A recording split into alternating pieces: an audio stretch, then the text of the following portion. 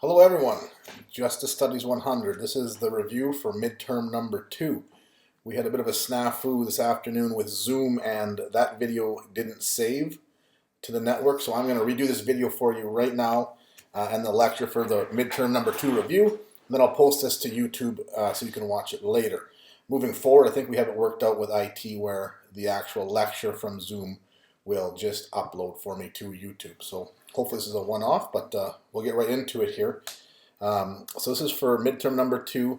Remember, we're going to write that on Thursday here in 2 days during regular class time, 10 a.m. to 11:15 a.m. It's going to be a multiple choice exam, and you're going to write it online on UR courses. So there's going to be a link there. Just find midterm number 2, click on the link, and you're away. 50 multiple choice questions from the term to date. We're going to start off with chapter 6. That was the first chapter we got into after the first midterm. So we'll start the review there. So chapter number 6 focused on the criminalization and punishment of women.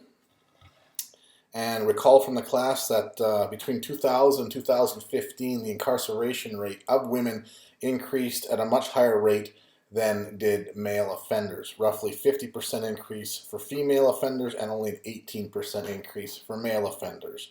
We also discussed the United States' high rate of incarceration, and we noted that of the 700,000 women that are incarcerated in the world today, approximately 200,000 of those are in the United States alone. So remember, the United States has a much higher incarceration rate than most other countries. We discussed criminalized women. Specifically, most people have never been inside a courtroom or a prison, and they get most of their information regarding criminalized women from Hollywood movies, TV shows, etc. And we know that those depictions of women by those mainstream sources are not necessarily accurate.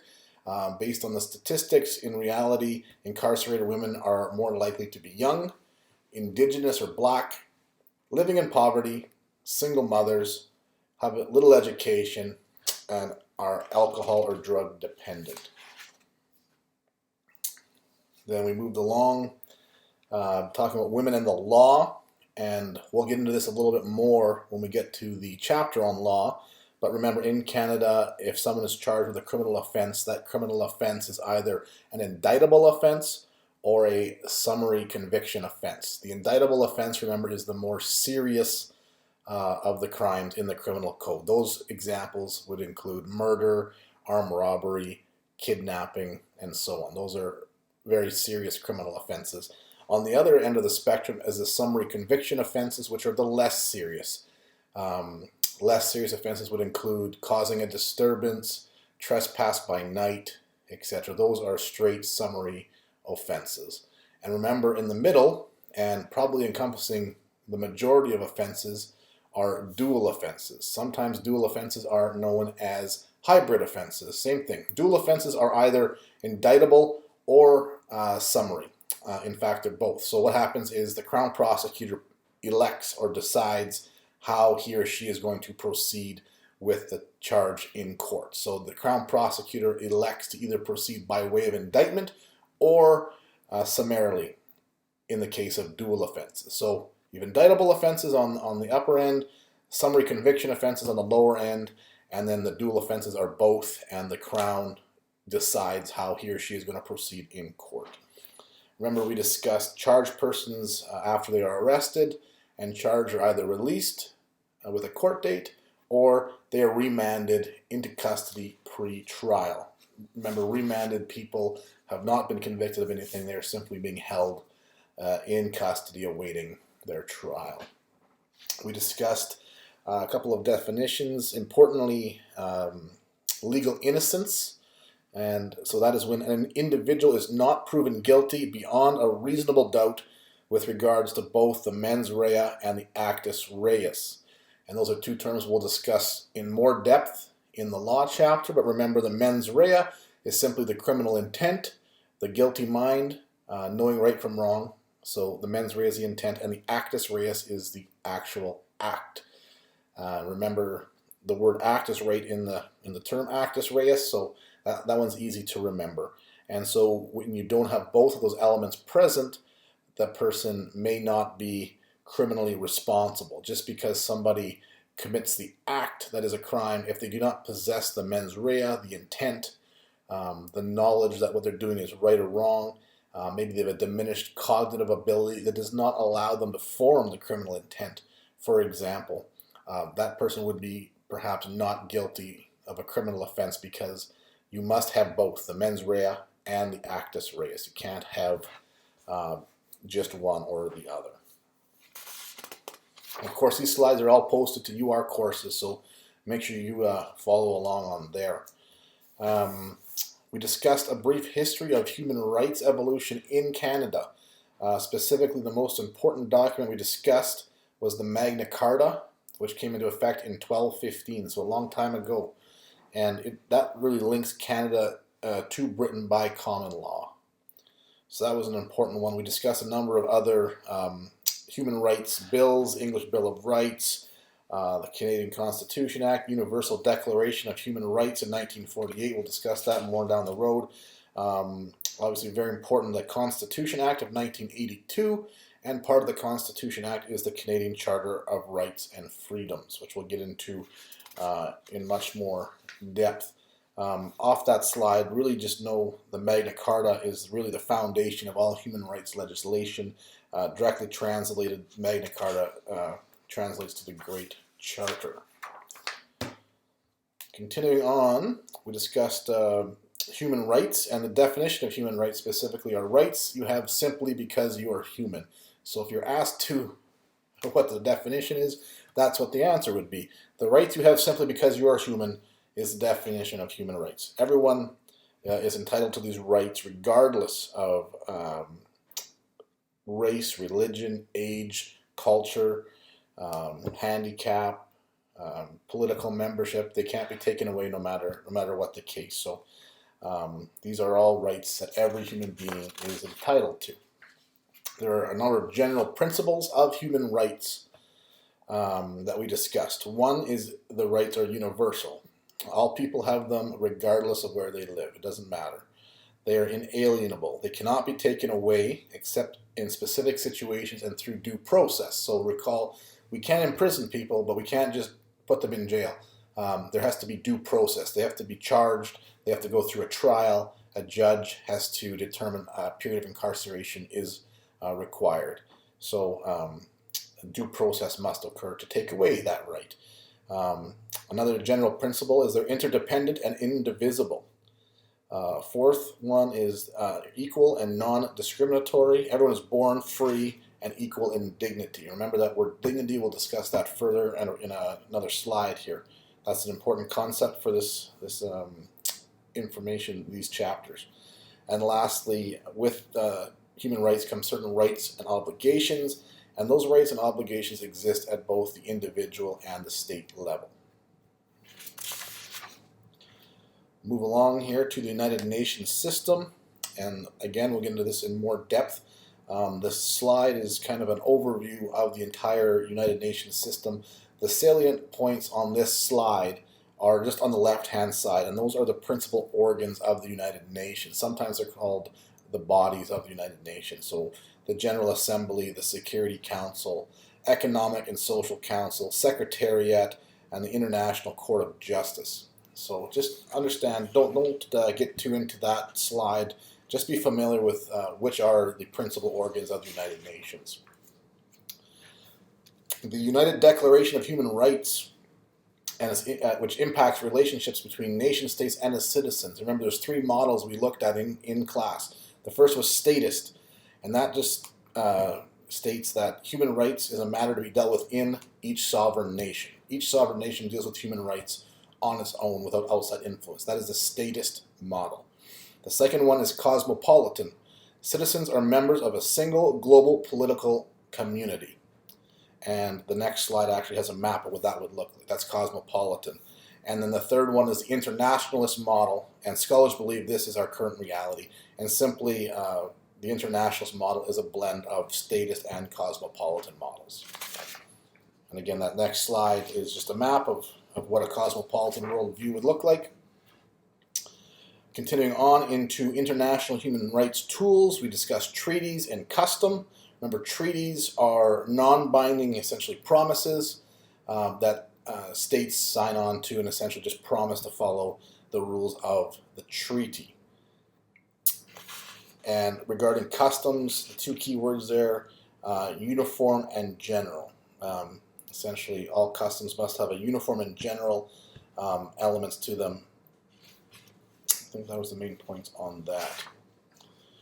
We discussed two major sources of pressure on human rights, monitoring and implementation around the world. Those two major sources that exist external to the United Nations are social movements and NGOs, non-governmental organizations. Those two are what we discussed in class. You had a guest lecture this semester, Professor Merelda Fidler-Potter, and she discussed Indigenous peoples' human rights in Canada. Salient notions on her slides, there are 11 language families, and there are more than 650 recognized individual First Nations communities recognized by the Government of Canada. So that gives you a good idea of the scope that we're discussing. And that is included on that next slide. Merelda also discussed UNDRIP. If you'll recall, is the United Nations Declaration on the Rights of Indigenous People. It was adopted by the United Nations General Assembly in 2007. What's important to note is that Canada did not sign on to this document in 2007. It was not until 2016 that Canada removed its objector status to this treaty. So almost a decade after the General Assembly adopted it. So 2007 is when it was adopted by the United Nations, but was not until 2016 that Canada removed its objector status to UNDRIP. And again, we get into the Magna Carta, and recall that the Magna Carta is what links Canada to Britain through common law. Laws continue to evolve to this day, especially through things such as case law, which is coming up. The next slide is just a photograph of the Canadian Charter of Rights and Freedoms. That's obviously a very important document to Canadians and to Canadian justice issues. It's important that you're familiar with the Canadian Charter of Rights and Freedoms. When we discuss the influence of the Charter on social justice, a number of things to note. The main message is that poverty and social inequality are violations of major tenets and the spirit of the Charter. Furthermore, individualism is a core value of the Charter. So the Canadian Charter of Rights and Freedoms is not about group rights. It's not about rights of minority groups. It is simply about individual rights. And the Charter is more about civil and political rights than economic, social, or cultural rights. The key point there is about individual rights, rights that are apply to all Canadians at the individual level. Moving on to the next slide, we discussed the deportation and torture of a Canadian citizen in 2002, Mr. Mahara Rar. If you recall the video, and I did put a link to the video if you want to watch it again on the slide. He was a gentleman who was detained in New York City at the airport by American authorities based on information supplied to them by the Canadian government. And based on that information, Mr. Arar was subsequently deported to Syria, where he was tortured, and obviously his human rights were violated. So that was really what that video was about. And if you want to watch, it's 8 minutes long. I left the link there for you. The next topic we got into was gender. And gender is the construction of an identity in terms of degrees of maleness or femaleness. Remember, gender is not the same as sex. Sex is one's biological physical characteristics assigned at birth. Gender is a construction of an identity in terms of degrees of maleness or femaleness. One definition to be familiar with: cisgender, and that is when one's gender and sex align. Cisgender is when one's gender and sex align. We also discussed transgender in Canada. Approximately 1% of the population have physical sexual characteristics that do not align with their gender identity. And we discussed the DSM definition changes in 2013, changing what was termed gender identity disorder, and now referring to it as gender dysphoria. So disorder, the word itself implies something is wrong, there's a problem, it's a disorder, something's wrong, whereas dysphoria does not imply that. So that was an important thing in 2013. Another term to be familiar with on the topic of gender is two-spirit justice. Remember, two-spirit, in some First Nations, two-spirit individuals may embody characteristics of both genders and sometimes are referred to as a third gender. Colonialism led to the suppression of this knowledge and gender, and sexual diversity was stigmatized. So that is from your textbook, and I did leave a link to a short video there that discusses two-spirit justice. So I'd be familiar with that definition. Then we got into the subject of Canadian law. Two different types of law, procedural law and substantive law. Remember, procedural law is a set of rules that govern the proceedings of the court in both criminal and civil processes. It ensures fair practices and consistency in due process. So the procedural law, if you just break down the word to procedure, it deals with the procedure of law, the due process that occurs in a trial. Is it fair? Is it uniform? Is it repeatable? Substantive law, on the other hand, is statutory law that deals with the legal relationship between people or people and the state. And remember, the relationship between people, one person to the next, is civil law, and the relationship between the state and a person is criminal law. And we'll break that down a little bit in the coming slides. Substantive law deals with the structure and facts of the case and defines the rights and duties of people. So in the case of murder, substantive law, murder is a criminal offense. The procedure and how to prosecute that offense is procedural law. So I hope that's fairly clear. Then we discussed the jurisprudence view of law. And from your textbook, the jurisprudence view of law sees law as a rational, orderly system, much like an exact science. That's key, where specific legal questions always have specific legal answers generated within the legal system. So jurisprudence view of law believes that no matter what questions arise in a trial, a judge or a judge and jury will always be able to come to a conclusion and provide a legal answer to all questions. It is the official version of the law, and it views the law as an unbiased institution. It is a formal, coherent body of rules, doctrines, and principles. And in general, it reflects the consensus of society of what is misbehavior, essentially, criminal behavior. What does society believe should be deemed misbehavior? As a society, we believe you cannot murder someone. Murder is therefore a criminal offense. We believe you cannot rob someone, and therefore robbery is a criminal offense. And the last thing is assumes everyone involved in the law is equal. So that is key to the jurisprudence approach. The other side of that is what your textbook described as living law, and that views the law as a social system. The law is a social structure that represents the society within which it is situated. The law creates, produces, reflects, and informs interactions and relations between people and the state. And I put a little diagram on this slide, just essentially meaning that the law influences people's behavior, obviously. People will change their behavior because it's against the law.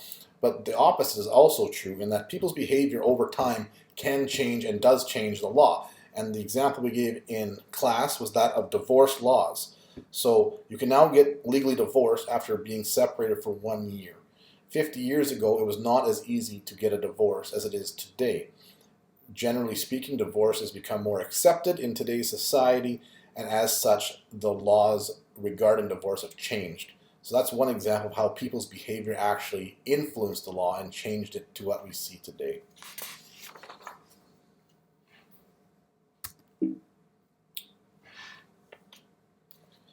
All right, we'll continue on. The next slide, foundation of our legal heritage. So 4 points I'd be familiar with. Freedom under the law. The second one is democratic principles. The third is respect for others. And the fourth is the rule of law. And we really unpack the rule of law in, excuse me, in greater detail. Remember, the rule of law is that the law applies to everyone equally. No one is above the law. Doesn't matter if you're a judge, if you're a lawyer, if you're a doctor. Everyone is equal under the law. No one is above the law. The law is clear, publicized, and stable. There's no surprise laws. You can't be arrested for something you didn't know. Everything is published. It also discusses processes for enacting laws as accessible, fair, and efficient. And the last point, justice is delivered timely by competent, ethical, and independent representatives. On that point, and as we discussed in class, the timely part is somewhat up for debate.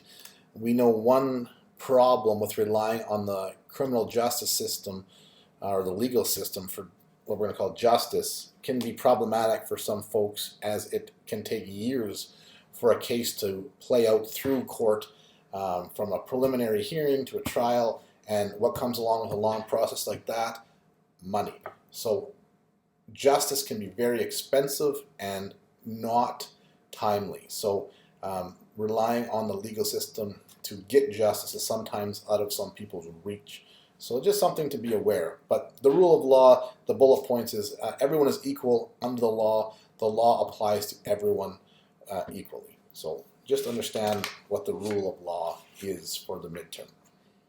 We talked about a number of checks and balances and essentially holding accountability to folks that work in the legal justice system. One example, the Prime Minister's power is limited by Parliament and the courts. The Prime Minister cannot just say, hey, I think I want to introduce a new law and just put it on the books. That can't be done without an act of Parliament. Another way we hold folks accountable is police power is checked in our criminal justice system.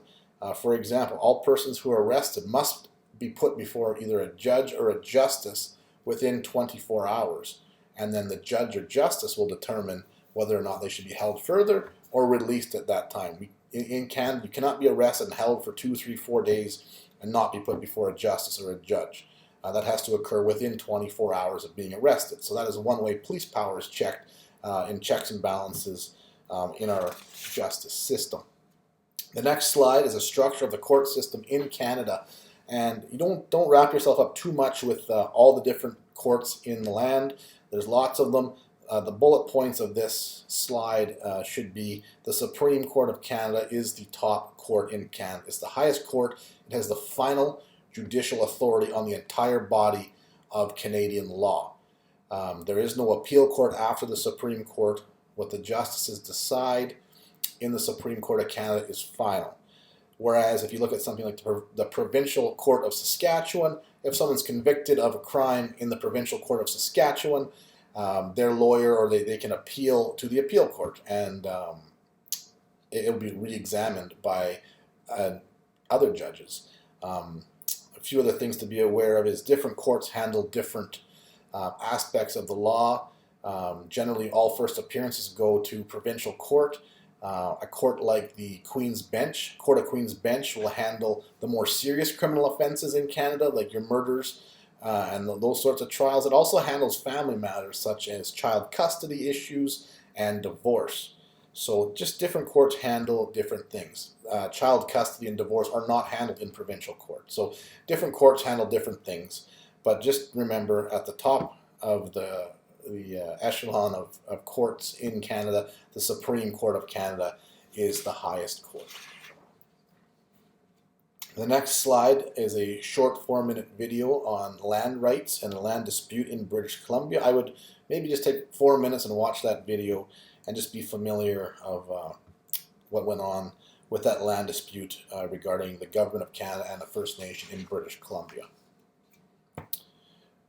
The next topic we discussed are 2 types of law in Canada. I hope I'm not going too quick here. I'm trying to get through this so you guys don't have to sit for too long and you can get to studying. So I am going a bit quick. I apologize for that. Two types of law in Canada, criminal law and civil law. So this slide just notes the most harmful acts are the criminal laws. Essentially, they're serious enough behavior to impact society, and therefore they're treated that way. The state always prosecutes in criminal law. On the flip side of that is civil law. So that is just misbehavior. That is not criminal law. Some examples of civil law would include wrongful dismissal from your job, dispute over child custody, maybe a dispute over a will, something like that. That is civil law. In that case, and we'll discuss this again in a little further detail, but civil law is between two people, where criminal law is between the state and a person. And the last point on that slide are SLAPP lawsuits. SLAPP, S-L-A-P-P lawsuits. And that stands for Strategic Litigation Against Public Participation. There's a short 4-minute video if you'd like to watch that again. But remember, the bullet point of a SLAPP lawsuit is not necessarily to win in court, but rather to drag out that lawsuit, that litigation over a long period of time, and the goal is to drain resources from the social movement, from the NGO, what have you, in an attempt to have that group just simply abandon their cause because they've run out of resources, time, or both. That is the goal of a SLAPP lawsuit. And it's explained fairly well in that video. I've included the link on the slide for you. The next slide is just a chart, and it just compares criminal law to civil law. Much of this we've already discussed. The definitions of each are on there. The purpose of criminal law, it notes to maintain stability of the state by punishing offenders and deterring society from offending. So that's important at the sentencing part of a trial, where a judge will deliver a punishment not only to the person but also as a deterrence to others, so they don't commit that law or commit that crime. On the other flip side of that, civil law is resolving a dispute between two people, and the goal there is usually compensation. Maybe you lost your job unfairly, the company let you go, your boss fired you without just cause, and you're essentially seeking compensation for that misbehavior. So at the bottom there in the criminal law, defendant is convicted if guilty. And remember, the burden of proof is not the same. So to be found guilty in a criminal case, the defendant must be found guilty beyond a reasonable doubt. Whereas in a civil matter, in a civil case, the person is liable based on a balance of probabilities. So those two things are very different, and we'll unpack that a little bit more in the coming slides here. Well, actually, the next slide, burden of proof. So criminal versus civil. So criminal, beyond a reasonable doubt. Guilty, beyond a reasonable doubt. That's a very high threshold. That means there's almost no chance that the defendant did not commit the criminal offense. I'm going to say that's upwards of some 90%. Almost for sure, a reasonable person would believe that person is guilty beyond a reasonable doubt. Civil trials are not the same. It's on a balance of probabilities, which means that it is more probable that the person did commit the misbehavior than didn't. I would put that at 51%. Essentially 51% and up, yeah, there's probably a good chance they did it. More so than not, that's a balance of probabilities. That person would be found guilty or liable, if you want to use the term, in a civil trial. So I would know the burden of proofs for both a criminal trial and a civil trial for this midterm. Those are two important distinctions between the two laws. Then we got into crime and intent. So remember, the actus reus is the physical act. For the example of, let's say, spray painting someone's fence. That's a criminal offense of mischief. I take spray paint and I go down the street and I spray paint someone's fence with spray paint. I'm damaging the fence. That's a criminal offense of mischief. The act of me actually spray painting the fence is the actus reus. That is the act of the crime. The mens rea is the guilty mind. That is the criminal intent. I know right from wrong. I should be able to foresee my actions could result in some sort of punishment down the road. I know I shouldn't be spray painting the fence, and I do it anyway. The intent to commit the crime, the guilty mind, if you will, is the mens rea. And you need both to be convicted of a crime in Canada. For some reasons, as I mentioned, including maybe a cognitive disability, someone cannot form the criminal intent to to commit the crime. They still do the act, but the intent isn't there. They don't know right from wrong, maybe. They may not be convicted, even though they carried out the act, because you do need both, the actus reus and the mens rea, in all crimes in Canada to be convicted. So just know those two terms. We've already went through the indictable as the more serious offenses, your murders, your robberies, your kidnappings, those sorts of things. Summary conviction offenses are your less serious offenses, causing a disturbance by yelling, trespassing by night. Those would be your summary conviction offenses. And then you have your dual offenses, which is also sometimes called a hybrid offense. And simply it's indictable and summary, and the Crown chooses how they will proceed. So maybe if a more, like let's say theft under $5,000, that's a dual offense. The Crown can proceed either by way of indictment, or they can proceed by way of summary conviction on a theft under $5,000 charge. In some cases, let's say it's the person's first time they shoplifted something, likely the Crown's going to proceed by way of summary conviction, the less serious. Let's say this person is a habitual thief and has been stealing and stealing and stealing his or her whole life. The Crown may proceed the more serious way by way of indictment, but the bullet point is the Crown prosecutor chooses how they proceed. And let's just unpack that. The Crown prosecutor, the Crown is essentially just a lawyer for the government, the lawyer that will prosecute the case. That is the Crown prosecutor in a criminal trial.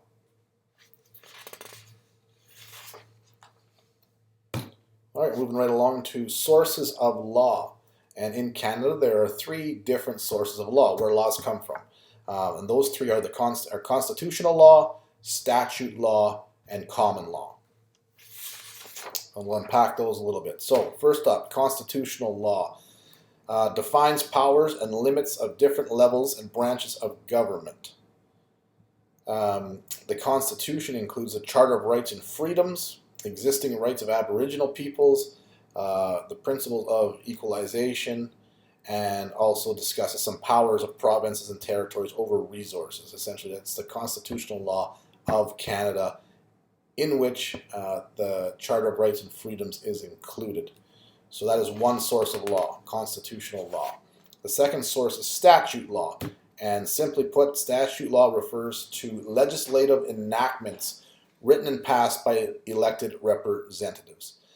Essentially, the law is passed in the legislature, and then it becomes law. And remember, we discussed three separate levels of statute laws in class. One was federal statute law. An example of federal statute law would be the Criminal Code of Canada. That's a federal document, federal legislation. Committing an assault in Saskatchewan is exactly the same as committing an assault in British Columbia as is in Ontario. It's the same section, section 266 of the Criminal Code. It applies across the country in that case. The next one is provincial and or territorial statute law. We discussed a number of examples in class. The Traffic Safety Act, for example, would be a example of provincial legislation governs using the highways and the public roadways in the province of Saskatchewan. The Traffic Safety Act applies in northern Saskatchewan, the same as it applies in southern Saskatchewan with respect to speed limits, seatbelt use, signal lights, stop signs. All of the rules of the road are found there. Another example would be the Alcohol and Gaming Regulations Act, or the AGRA. You cannot drink alcohol in public. It's a provincial legislation. It applies across the province. And the third is municipal, and that would just simply be your municipal bylaws that are passed. So the City of Regina has multiple bylaws. There's a noise bylaw that prohibits noise at certain times. A dog bylaw that, if you're walking your dog, you have to have your dog on a leash. That would be the dog bylaw. That's a municipal statute law. And the third source is common law.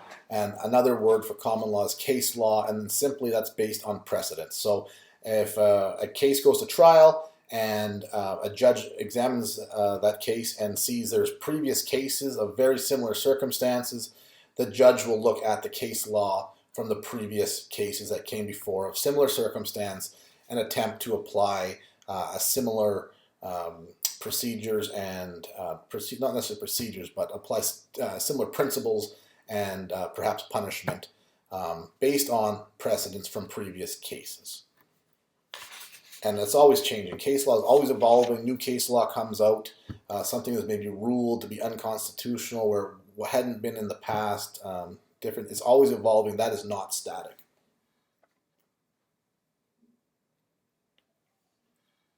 And we'll move on to Bill C-51, which was the Anti-Terrorism Act in 2015.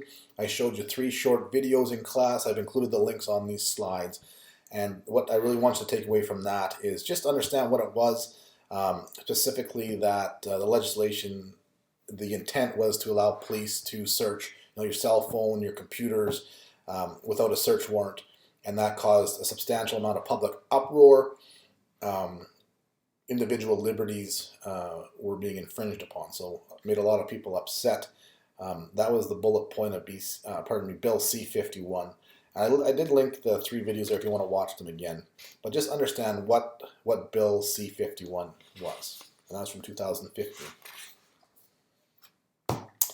United Nations, we discussed what is a signatory. When someone signs on to a treaty, what does that mean? It's not legally binding. Essentially, by signing a treaty, that state has promised to follow the guidelines of that treaty. It's nothing more than that. Don't read into that too much more. It's not a legally binding document, but if you're a signatory to a treaty, you're essentially promising you will abide by those rules of the treaty. And then I threw a slide in there on social justice. The 4 dimensions of social justice. This was a question on your first midterm. And I included on the review for your second midterm. I want to be upfront with you. I'm not going to test you on this on your second midterm. I'm not going to ask you the same question on back-to-back midterms. But it is important because social justice is so important when we examine human rights issues. So I want you to be familiar with it. I want you to know about it. So review it here. It might come up again, maybe on a final. Who knows? But it won't come up on this test, but I want you to review it and be familiar with those 4 dimensions of social justice. So critical to examining human rights issues through the justice lens. Okay. And then we moved on to discussing the relationship between nation states and their citizens. We discussed a number of genocides, specifically in Germany and Rwanda and Syria, and how just hundreds and hundreds of thousands of people were murdered, not all at once, but one person was killed and then another person was killed and so on. So these atrocities occurred in these countries, there's obviously more, but just recall those human rights atrocities in those countries. Essential principles to human rights. I'm really kind of pounding this home, so hint, hint, maybe know this definition. A human right is a right one possesses simply for being human. I would know that definition. And it's a legal right recognized of every member of the human species without discrimination. So that is important to know that. There are 4 principles we discussed. They're not based on specific time periods, nor do they replace one another. But these 4 principles in your textbook call them generations. First generation of rights, second generation, third, and fourth. I would be familiar with these. And just a little bit about, so first generation rights deal with your civil and your political rights. Some examples include equality before the law, freedom of movement, freedom of opinion, freedom of association, freedom of public peaceful assembly. So just to understand, first generation refers to civil and political rights. And these are also referred to as negative rights, remember, because the government, it really limits the government's power. They have to refrain from doing something. They cannot inhibit your freedom of movement, for example. They're negative rights. That's the first generation. Second generation deals with positive rights, where the government is going to put forward a program using tax dollars and provide examples are the right to adequate standard of living, right to an education, right to favorable working conditions. Those are all positive rights. They're putting up some money to make sure these rights are addressed. And the second generation deals with economic, social, and cultural rights. So just know that. The second generation deals with economic, social, and cultural rights. Moving along to the third generation, These deal with solidarity and collective rights. The right to peace, for example, the right to humanitarian relief after a natural disaster or war. Excuse me, those are the third generation. And the fourth generation is sometimes called New Frontier rights. And these focus on non-human life forms such as animals and plants, as well as human rights surrounding bioethical issues. So those are your fourth generation rights. Those are the four principles. We're going to just continue going here. We're getting there, and I want to give you some time to study here. So we'll move on to dignity. The bullet points of dignity, we discussed this term where dignity is both a right and a principle. There is no definition to dignity, remember, just like there's no legal definition to human rights. I should clarify that, no legal definition. Of course, we can define what dignity is. There's no legal definition to dignity, as there's no legal definition to human rights. Dignity essentially states that all human beings are born free and equal in dignity and rights. Human dignity is the core of human rights philosophy. So that's important. And we discussed some examples from around the globe where one's dignity and human rights were violated. And recall we discussed in countries that have high poverty rates, where families are essentially pulling their kids out of school and sending them to work in questionable working conditions to earn money for the family. So we watched a video in Myanmar. We had some young folks that were scuba diving using air compressors, and they call that compression mining, right? Going down deep in the water using a little tube in their mouth from the air compressor to get precious minerals from beneath the water table. That's an example of human dignity being violated, as well as human rights in the fact that those kids have the right to an education, and they're not getting that because of they're being forced into those jobs at a young age. And then just to wrap up here with the United Nations, the League of Nations, it replaced the League of Nations in 1945 and has four main purposes. United Nations has four main purposes. To maintain international peace and security is the first. To develop friendly relations among nations is the second. Fostering cooperation and solving social and economic problems across countries is the third. And lastly, to be a center for harmonizing the actions of nations in the attainment in these common ends. Remember, the United Nations is headquartered in New York City and has 5 bodies. And again, to repeat, the General Assembly, which is the main decision-making organ of the UN. We discussed the fact that there are approximately 198 countries in the world, and there are 193 of those countries that are represented on the General Assembly. So almost the entire world is represented in that body, the General Assembly. Another body is the Economic and Social Council. Another one is the Security Council.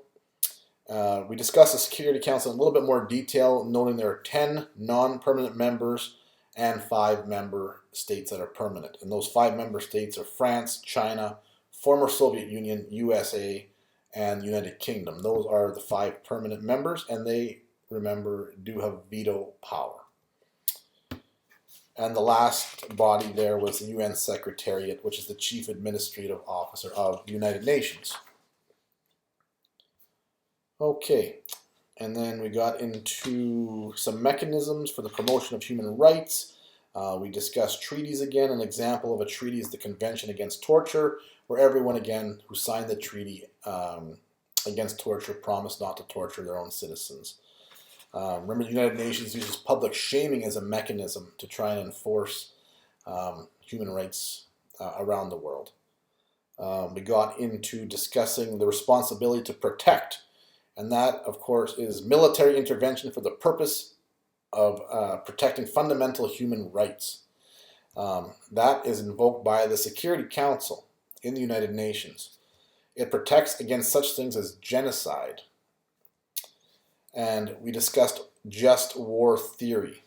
And remember, when we discussed just war theory, these kinds of humanitarian interventions are acceptable, but only when certain conditions are met. And there's 4 of them, remember. The cause must be a just cause, is the first. The second, a country must provide advance notice of its war objectives. The third one, War must be assessed and deemed to be the last alternative. And lastly, the harm caused by war must be proportional to the harm it's seeking to prevent. So that's just war theory from your text.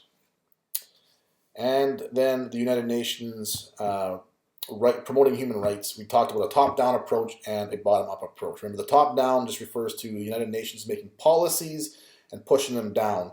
The bottom-up approach is grounded in communities. It involves non-governmental organizations, NGOs, social movements, and coalitions, and that's the bottom-up. And the United Nations wants both of those things. And then with a top-down approach and a bottom-up approach, they form national action plans. And the last point I want to make on the United Nations is regarding paradoxes, and specifically the strongest procedures exist in countries where they're needed the least. And what I mean by that is in countries where there are not human rights atrocities occurring, those countries often have the strongest human rights procedures and policies, whereas in countries where they have atrocious human rights records, they do not have strong policies. So a few notes on that there. Again, the midterm will be written on Thursday, so in 2 days from now. It's going to be 50 multiple choice questions. All you're going to do is go to UR Courses, and I'll have a link there. It'll be open at 10 a.m., and you'll have 75 minutes to write it. So go on there, and 50 multiple choice questions. I put one question per page. So you'll go on there, and the first question will pop up. You'll answer A, B, C, D, or E. Click it. Next. And then the next page will open. That's question 2. And remember, this is not an open book exam. Please do not cheat. Do not go onto the slides on UR Courses. Of course, we can see if you're accessing the slides. Just please don't. It's just not worth cheating to get a couple of extra points on the midterm. And often, in most cases, the answers, I've scrambled the answers. So if you look at question number 1 and you think the correct answer is A, and it might be someone else going to read the same question, and maybe that same answer on yours, it's A, is actually D on their exam. So it's not the same. So don't try and cheat off your friends.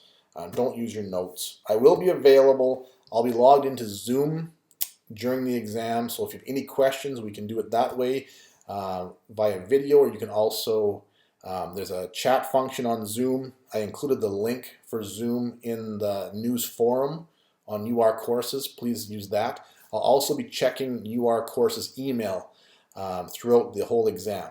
So if you have any questions, something needs clarification, something's not clear to you, please reach out to me and I will respond right away and answer your question. It is a timed exam. It's 75 minutes long. The computer will kick you out at 75 minutes, so please be cognizant of your time when you're writing the exam. I don't think I had anything else. After the midterm on Thursday, we'll resume with our virtual classroom on next Tuesday, and we'll use the same link, and we'll be on there, and we'll go through Tuesday's, the rest of the semester's lectures on Zoom via video conferencing.